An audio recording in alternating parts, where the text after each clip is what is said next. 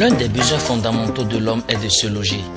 Pour tous ces logements dont il s'agira, il aura besoin également de meubles pour s'asseoir, se coucher, préparer, embellir, travailler et s'épanouir. Pour ce faire, il a besoin de cet ouvrier à qui est confiée cette noble tâche. Ce numéro de votre documentaire « Petit métier, gros business » s'intéressera aujourd'hui à la menuiserie. Eh bien, monsieur, dites-nous comment êtes-vous venu à la menuiserie? J'étais à l'école lorsque mon père est décédé, donc j'ai pris le soutien, j'ai dit bon, mon oncle était menuisier, donc c'est là que j'ai commencé la menuiserie. C'est mon feu père qui était le directeur des ameublements Sabi. Et il m'a initié dedans. J'ai été pratiquement formé par lui. Et j'ai pris la relève. Et aujourd'hui, on se dépend pas mal. On arrive à créer nos modèles nous-mêmes. Nous ne copions jamais les autres. On crée toujours nos propres modèles et qui aujourd'hui se vendent bien. Le domaine de la menuiserie est très vaste. Vous, de façon spécifique, que faites-vous? Nous faisons les portes, les armoires, les bureaux, les chaises, chambres à coucher, salon, tout ce qui est dans le bois. Les escaliers, tout ça. Nous fabriquons les salons, les lits, les bureaux, tout ce qui est mobilier. On fait même les tables de conférence, les chaises de conférence. Même dans le bâtiment, on fait de jolies portes, les rampes d'escalier, tout ce qui, même les chapons, tout ce qu'on peut faire avec le bois. Vous avez dit que vous faites tout ce qui est dans le bois. Est-ce que dans votre passé, vous avez eu à réaliser des œuvres du matériel de bureau ou à usage domestique? Nous avons travaillé le CPA, Centre de promotion artisanale.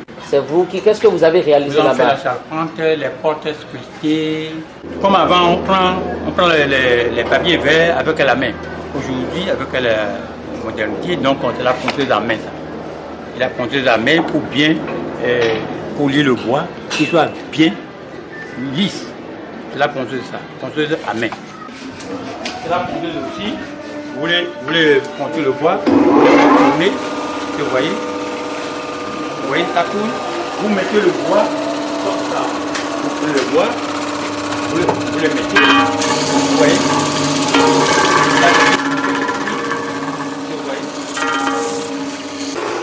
Cette machine, on l'appelle débouchicheuse. Ça dresse le bois, lorsque le bois soit droit, on passe ici. Pour assembler le bois, il faut passer par le dégoût. On l'appelle simplement le dégoût. Vous voyez?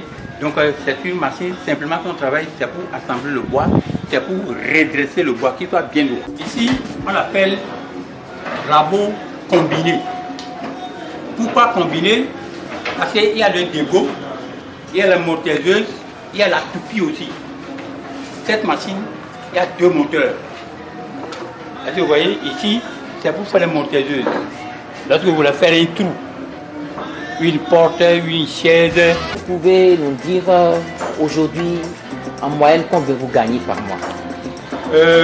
Dans la menuiserie, tout d'abord en tant que particulier, moi j'ai fixé mon salaire à 150 000 francs par mois. Bon, je ne peux pas vous dire directement mon salaire ici, mais je sais que j'arrive à joindre les deux bouts. Je nourris bien ma famille et j'ai plein de gens derrière moi que je nourris aussi. Il n'y a pas de salaire, si je ne gagne pas, je ne peux plus continuer.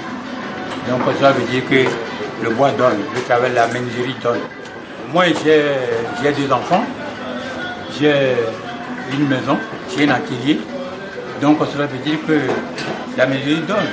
Il y a des apprentis qui sont sortis et ils ont eux aussi, c'est la même chose qu'ils font, ils ont leur maison aussi, ils ont marié, ils envoient les enfants à l'école. Vous nous avez montré des appareils. Est-ce que c'est avec la menuiserie que vous avez acheté ces appareils ou bien c'est avec de l'argent que vous avez eu dans d'autres activités que vous avez jetées?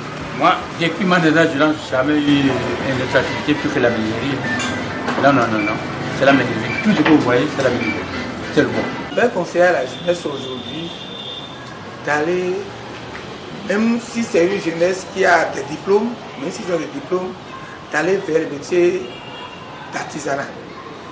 Parce que là, ils seront plus performants que ceux qui n'ont pas eu des diplômes, ceux qui ne sont pas instruits. et ils vont mieux gagner leur vie parce que c'est eux qui vont moderniser davantage les métiers d'artisanat. Parce qu'aujourd'hui, on remarque que notre jeunesse tend à aller vers les trucs plus faciles, les trucs de facilité qui ne leur garantissent pas nécessairement l'avenir. Parce qu'ils sont plus nombreux à aller vers les trucs faciles. Donc je leur demande d'aller vers, de revenir vers les métiers d'apprentissage. Parce que c'est des métiers qui font travail, qui sont peut-être durs, mais qui à la fin rend l'homme heureux parce qu'il sait qu'il a travaillé, il gagne mieux sa vie. Il est vrai qu'il y a beaucoup de métiers pour apprendre, mais lesquels? La menuiserie, un menuisier qui dit les chômeurs, c'est un menteur. Est-ce que vous voyez, un menuisier qui dit je suis un chômeur, ce n'est pas vrai. Dans le bois, il y a toujours quelque chose à faire. Ce que je souhaite aujourd'hui, il faut que les jeunes d'aujourd'hui doivent apprendre un métier, surtout la menuiserie. À l'endroit de nos autorités, je veux qu'ils changent de politique. Parce que ceux qui nous dirigent ont fait des études d'économie.